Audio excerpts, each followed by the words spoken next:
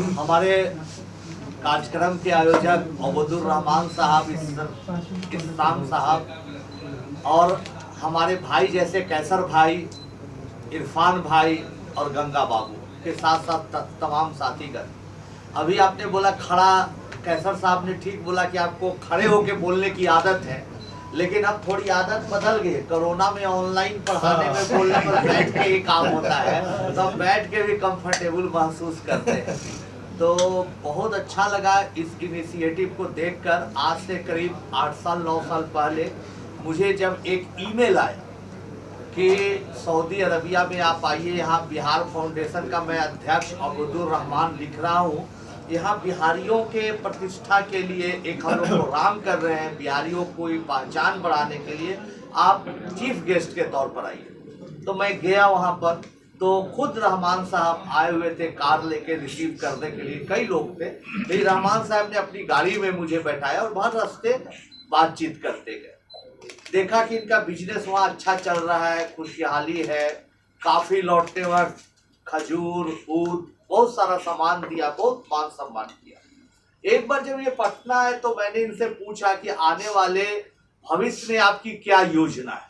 तो इन्होंने कहा कि कोई योजना नहीं है, बिजनेस बढ़ा रहे हैं। हम बोले कि देखिए, हमारे सुपर 30 में बहुत सारे ऐसे बच्चे हैं जो मुस्लिम कम्युनिटी से हैं, हर साल 3-4 जिम्मेवारी निभा पा रहे हैं, किसी से चंदा नहीं लेते हैं, किसी से पैसा नहीं लेते हैं, तो 30 बच्चों से ज़्यादा हम नहीं अफोर्ड कर रहे हैं, आप कुछ इनिशिएटिव लीजिए। मैं इनका शुक्रगुजार हूँ कि इन्होंने 6 महीना का वक्त लिया, लेकिन वहाँ से बुढ़िया बिस्तर लपेट के आगे वापस और गर्ल्स हॉस्टल की शुरुआत की, रहमान 30 के अंतर्गत बच्चों को पढ़ाने की शुरुआत की, और कई बच्चों को पढ़ाया ही नहीं बल्कि सुपर 30 के बच्चे जो पढ़ लिख गए थे और जिनके पास एडमिशन के लिए कुछ पैसे नहीं थे, उनको मदद की। और ऐसी बहुत लंबी लिस्ट है, बहुत सारे बच्चे सुपर 30 का बच्चों को। एक बच्चा था जिसके पिताजी जूता साफ करने का काम करते थे, वैसे बच्चों को इन्होंने शरण दिया, वैसे बच्चों को इन्होंने पढ़ाई में मदद की। अब बहुत हंजला सफ़ी नाम था उस बच्चे का, तो बहुत लोगों की इन्होंने मदद की। और जब रहमान 30 की शुरुआत की तो मुझे बहुत अच्छा लगा। बाकी बातें तो लोगों ने बोला, मुझे अच्छा लगा कि यहाँ पर जो भी लोग बैठे हुए हैं बहुत अच्छे हैं। हमारे इस्लाम साहब भी एजुकेशन के लिए कुछ करना चाहते हैं, जो आखिरी व्यक्ति है उसके लिए कुछ करना चाहते हैं। गंगा बाबू अपने आप में एक उदाहरण है।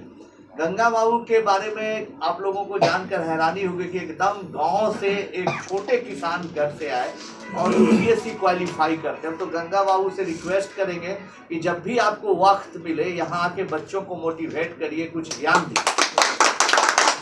तो अपने आप में आप एक सुपर 30 जैसा एक उदाहरण है। सुपर 30 के बच्चों को हम लोग कुछ नहीं करते, बल्कि उनको एक रास्ता दिखाते हैं, उनको कुछ मोटिवेट करते हैं, पढ़ाते हैं। उनको कहीं से तो सहायता मिलती है, लेकिन गंगा बाबू बिना किसी सहायता के अपने दमोखम पर यूपीएससी क्वालिफाई करके अच्छे रैंक लाके आईएएस बन के सिद्ध किया है कि अगर आप में चाहत है, अगर आप कुछ अच्छा करना चाहते हैं, तमाम मुश्किलों के बाद भी आप धारा के विरुद्ध बहते हुए हवा का रुख मोड़ सकते हैं, आप पत्थर का सीना तोड़ सकते हैं। तो ऐसे ही जुझारू बच्चों का हम लोग यहाँ पर चुनाव करके उनको फ्री में रहने खाने की व्यवस्था करते हुए रहमान भाई कर रहे हैं। बहुत बड़ी बात है। और आपको जान के हैरानी होगी कैसर भाई के बारे में, कैसर भाई के बारे में कि आज कैसर भाई को याद भी नहीं होगा। आज से करीब 20-22 साल पहले ये एजुकेशन से रिलेटेड कोई आदमी इनको बुलाता था, उस समय विधायक हुआ करते थे, तो सुपौल साइड, हम याद भी नहीं है कहाँ थे। तो अभय सिंह ने आपको बुलाया था, फिजिक्स वाले टीचर, और अपने उन्होंने जन्मदिन में बुलाया था। और उन्होंने बोला, बहुत अच्छे टीचर, नामी टीचर जिनकी किताबें पूरे देश में चलती थी, आज भी चलती है, उस समय वो चरम पर थे। तो उन्होंने कहा कि हम आज बोले तो कोई भी यहाँ मिनिस्टर, विधायक कोई भी आ सकते हैं, लेकिन हम इस कार्यक्रम में बतौर चीफ गेस्ट ऐसे आदमी को बुलाना चाहते जिनके दिल, जिनका धड़कता हो शिक्षा के लिए, जिनकी प्यास हो एजुकेशन के लिए। और उस भीड़ में मैं आपकी उस दिन बातें सुन रहा था, उस समय मेरी पहचान नहीं थी, आए भीड़ भाड़ में कैसर भाई, तो लेकिन उसी समय से मैं आपका फैन। ये कोई इंसान, राजनीति करना एक अलग चीज है, बिजनेस करना एक अलग चीज है, लेकिन जो दबे कुचलों के लिए काम करता है वो एक बहुत अच्छी चीज है, जो कैसर साहब भी कर रहे हैं। तो अच्छे लोगों का जुड़ाव है, अच्छे लोग यहाँ पर जुड़े हैं।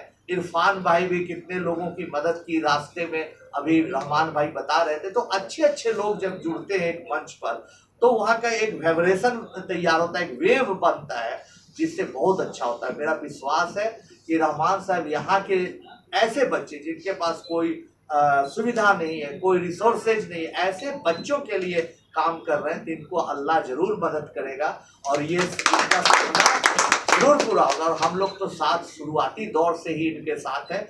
हमारे लिए तो ये एक सौभाग्य की बात है कि कभी मौका मिला तो यहाँ भी आके बच्चों का मैं क्लास जरूर लूँगा और उनको पढ़ाऊँगा।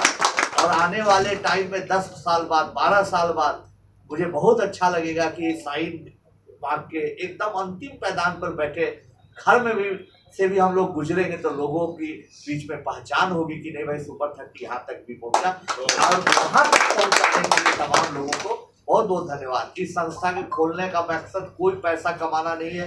पैसा कमाने के लिए इन लोगों के पास बहुत अपॉर्चुनिटी थी और है भी, आज मैं देखता ही रहता हूँ। बाद में भी मैं सऊदी गया, इनका नेटवर्क देखा, इनका धंधा देखा, बिजनेस देखा, मैं बहुत प्रभावित हुआ। इन तमाम चीज़ों को त्याग करके 2 भाई हमारे यहाँ लगे हुए हैं। अगर जरूरत पड़ी तो 2 बजे रात में भी मैं क्लास लूँगा।